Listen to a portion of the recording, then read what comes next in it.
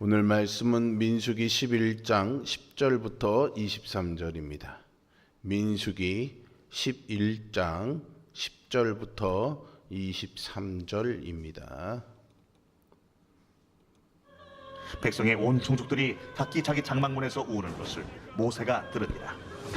이러므로 여호와의 진노가 심히 크고 모세도 기뻐하지 아니하여 모세가 여호와께 여짜오되 어찌하여 주께서 종을 괴롭게 하시나이까? 어찌하여 내게 주의 목전에서 은혜를 입게 아니하시고 이 모든 백성을 내게 맡기사 내가 그 짐을 지게 하시나이까? 이 모든 백성을 내가 베었나이까? 내가 그들을 낳았나이까? 어찌 주께서 내게 양육하는 아버지가 젖먹는 아이를 품듯 그들을 품에 품고 주께서 그들의 열조에게 맹세하신 땅으로 가라 하시나이까? 이 모든 백성에게 줄 고기를 내가 어디서 얻으리이까? 그들이 나를 향하여 울며 이르되 우리에게 고기를 주어 먹게라 하온즉 책임이 심히 중하여 나 혼자는 이 모든 백성을 감당할 수 없나이다. 주께서 내게 이같이 행하실진대 구하옵나니 내게 은혜를 베푸사 즉시 나를 죽여 내가 고난당함을 내가 보지 않게 하옵소서. 여호와께서 모세에게 이르시되 이스라엘 노인 중에 내가 알기로 백성의 장로와 지도자가 될 만한 자 70명을 모아 내게 데리고 와 회막에 이르러 거기서 너와 함께 서게 하라.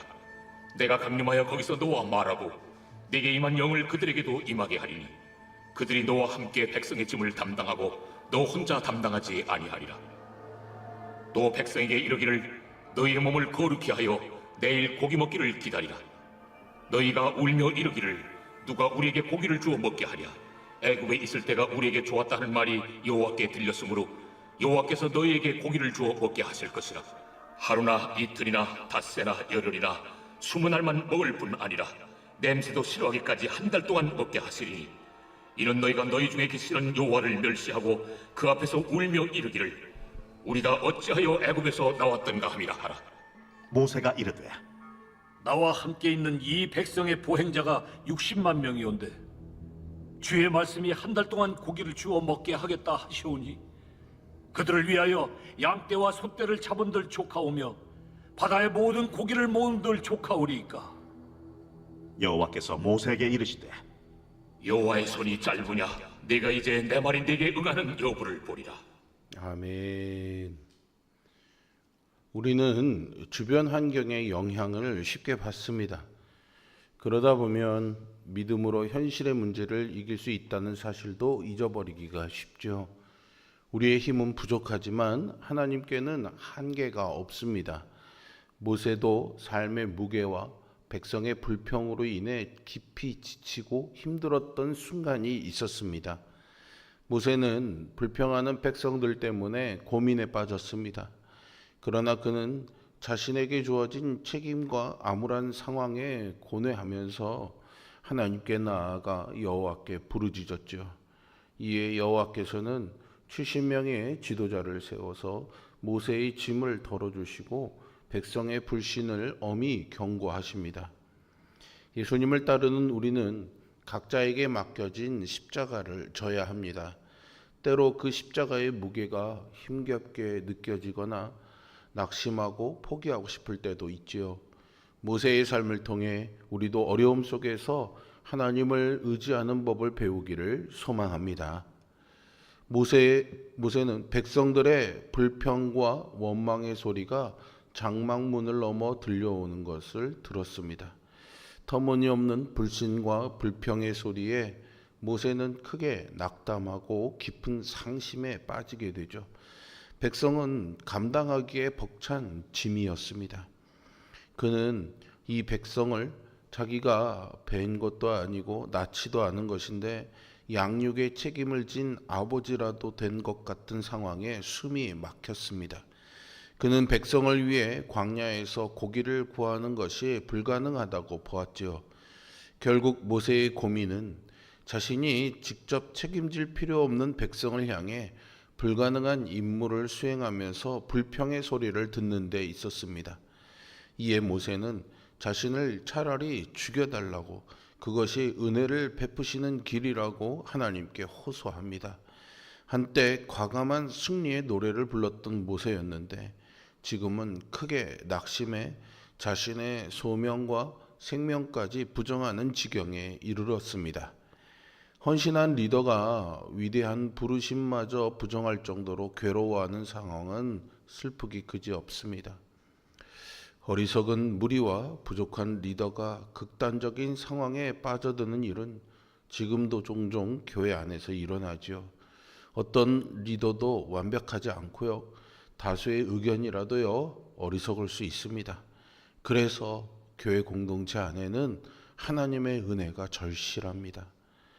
하나님은 모세를 이스라엘 백성의 지도자로 세우셔서 그에게 백성을 통솔하는 책임을 맡기셨습니다. 그에게 맡겨진 백성은 그 규모만으로도 부담스러운 존재였습니다. 규모가 주는 중압감과 더불어서 그 백성 구성원들의 행실은 더욱더 모세를 힘들고 고통스럽게 만들었죠. 그들은 고기를 달라고 아우성을 쳤습니다. 광야에서 어떻게 고기를 구할 수가 있겠습니까? 모세는 자기의 힘으로는 도무지 해결해 줄 수 없는 그들의 요구 앞에 철저한 무력감을 느끼게 됩니다. 그리고 아무도 자기를 돕지 않는다는 고립감과 외로움으로 괴로워했죠. 하나님이 맡기신 십자가가 힘겹게 느껴질 때 많은 사람들이 십자가를 포기합니다.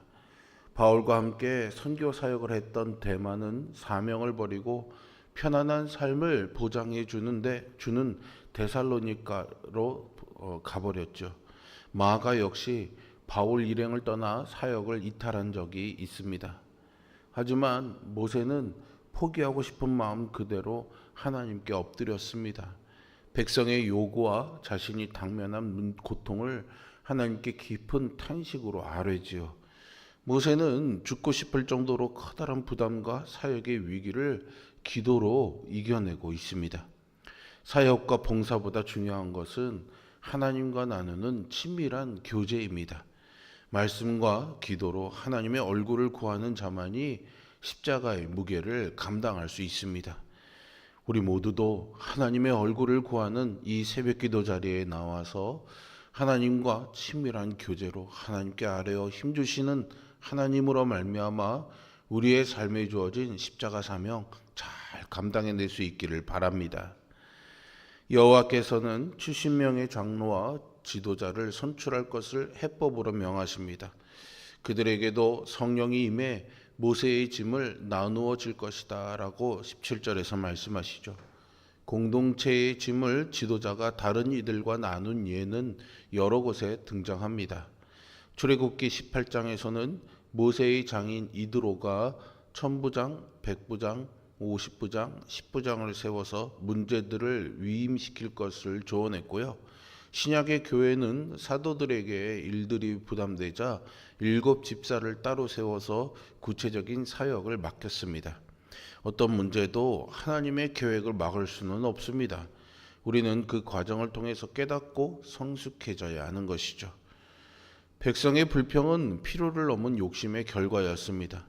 그 육적 욕구에 대해서 하나님은 고기를 주시는데 냄새를 싫어할 정도까지 물리도록 주시겠다라는 경고까지 하십니다. 애굽에서 구속해내신 여호와의 은혜를 잊어버리고 본능과 욕망에 충실했던 이스라엘의 반응은 여호와를 멸시하는 것이었습니다. 모세는 이 와중에도 어떻게 이 많은 무리에게 고기를 공급하시겠냐고 하나님께 묻습니다. 하나님의 능력을 의심하고 그 의도도 이해하지 못한 어리석은 질문이죠. 그러자 여호와께서 23절에서 여호와의 손이 짧으냐라면서 엄히 꾸짖으십니다. 과도한 짐과 그로 인한 막중한 책임감은 종종 지도자의 판단과 영적인 눈을 흐리게 합니다.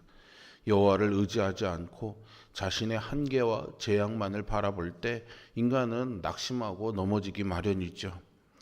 그 냄새를 싫어할 때까지 고기를 주시겠다고 하신 말씀은 불신에 대한 엄중한 경고였습니다. 고기가 있느냐 없느냐가 문제가 아니었던 겁니다. 믿음 없음이 문제였던 거죠. 모세의 기도를 들으신 하나님께서 모세와 함께 백성을 섬길 장로들을 세우게 하셨고 또 백성들에게 한 달 동안 고기를 먹이겠다고 말씀하셨죠. 이러한 응답은 이스라엘 백성들의 요구가 정당하다는 뜻이 아닙니다. 하나님은 그들이 당신의 은혜와 권능을 무시한 것, 애굽을 그리워한 죄를 묵과하지 않으셨습니다.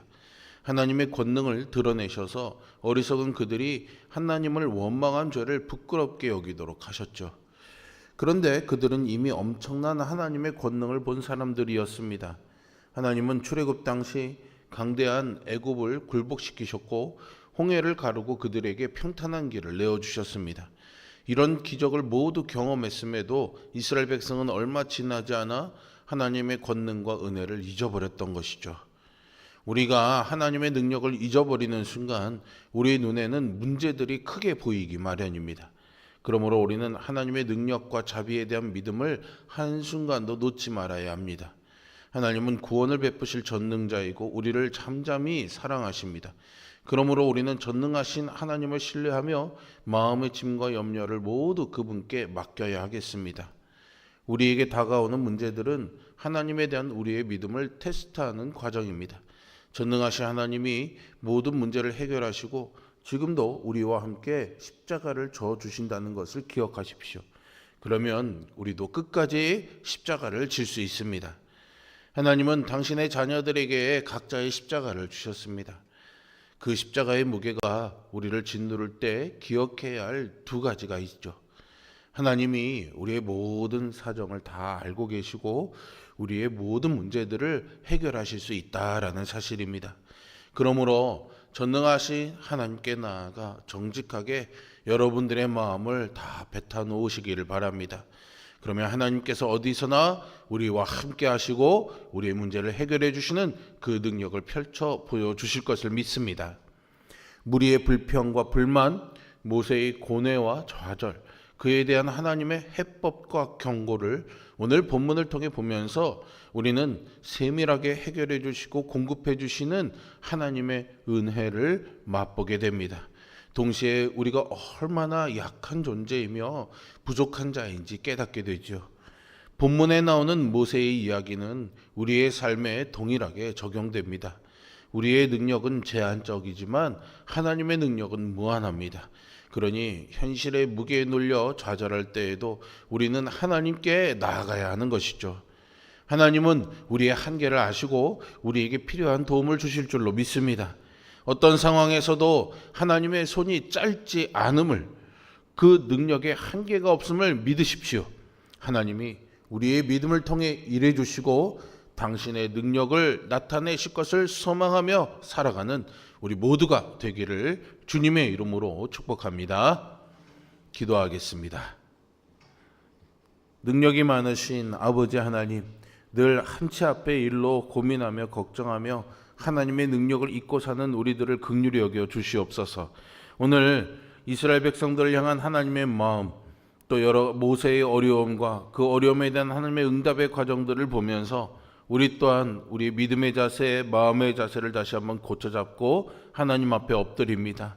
고통 속에서 모세가 기도할 때 하나님이 응답하셨던 것처럼 이 새벽에 하나님 앞에 엎드려 기도하는 우리의 기도에도 하나님의 능력과 지혜로 응답하여 주실 줄로 믿습니다.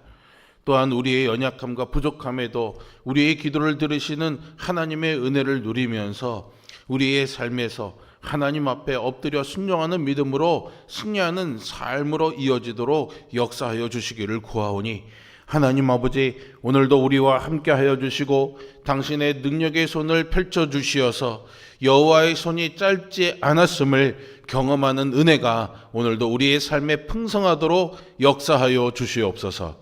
예수 그리스도의 이름으로 기도합니다. 아멘.